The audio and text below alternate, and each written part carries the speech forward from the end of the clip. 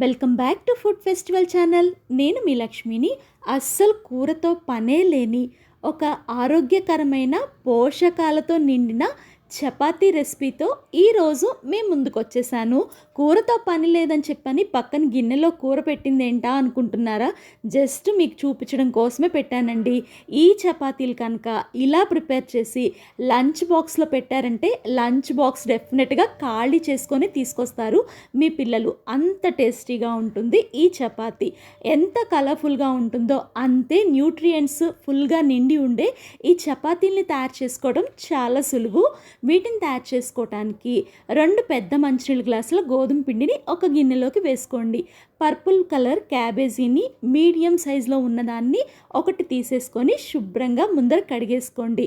మీ దగ్గర purple colour cabbage లేకపోతే normal cabbage అయినా పెద్ద క్యాబేజీలో సగభాగాన్ని తీసుకొని దీని తయారీకి వాడుకోవచ్చు.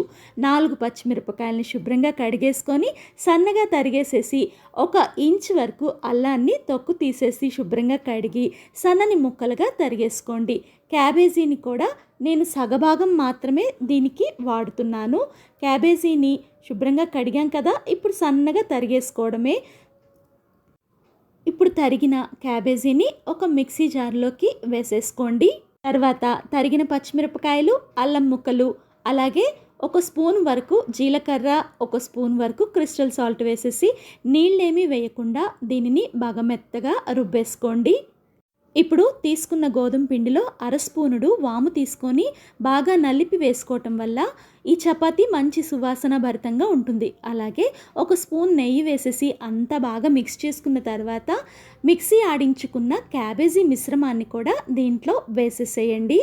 నీళ్ళేమి వేయకుండా ముందరైతే దీన్ని బాగా మిక్స్ చేసుకోండి. ఆల్మోస్ట్ క్యాబేజీలో ఉన్న నీటితోనే ఈ చపాతీ పిండి అనేది చక్కగా రెడీ అయిపోతుంది.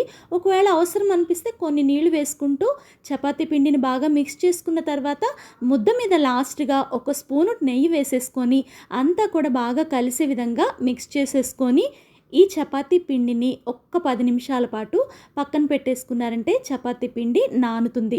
పైనుంచి నూనెని కానీ నెయ్యిని కానీ పిండి మీద వేయటం వల్ల పిండి ఆరకుండా చాలా మృదువుగా చపాతీలు అనేవి వస్తాయి. ఇప్పుడు ఒక చిన్న చపాతీ ముద్దను తీసేసుకొని దాని మీద కొంచెం కొంచెంగా పిండిని చల్లుకుంటూ చపాతీ కర్రతోటి దీన్ని రౌండ్గా రుద్దేసుకోవటమే.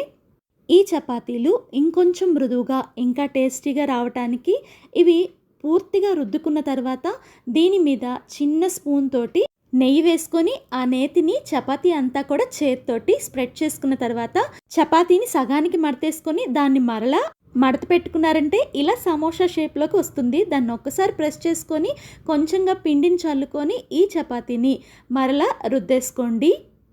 ఇలా 2 సార్లు రుద్దుకున్న చపాతీ చాలా మెత్తగా నోట్లో వేసుకుంటే వెన్నలాగా కరిగిపోయే విధంగా రెడీ అవుతుంది. ఇలా అన్ని చపాతీలను కూడా ఒకేసారి రుద్దేసుకొని రెడీ చేసుకొని పక్కన పెట్టుకున్న తర్వాత పెనాన్ని బాగా వేడి పెట్టుకోండి. వేడెక్కిన పెనం మీద రెడీ చేసుకున్న చపాతీని వేసేసి మీడియం ఫ్లేమ్లో ఒకవైపు ఫ్రై చేసుకున్న తర్వాత రెండో వైపుకు తిప్పితే చపాతీ చూడండి ఎంత బాగా పొంగిందో. ఇలా పొంగటం వల్ల లోపల లేయర్స్గా ఫామ్ అవుతుంది. అలాగే ఇది చాలా మృదువుగా తయారవుతుంది. 2 వైపులా కూడా లైట్గా ఫ్రై అయిన తర్వాత దీని మీద 1 స్పూన్ వరకు నూనె కానీ నెయ్యి కానీ వేసేసి ఇది గోల్డెన్ బ్రౌన్ కలర్లోకి వచ్చే వరకు కూడా ఫ్రై చేసుకున్నారంటే ఎన్నో పోషకాలతో నిండిన క్యాబేజీ చపాతీ అనేది రెడీ అయిపోతుంది. దీనికైతే ఏ కర్రీ కూడా కాంబినేషన్గా అవసరం లేదు. ఇలాగే ఈ చపాతీలని సర్వ్ చేయొచ్చు.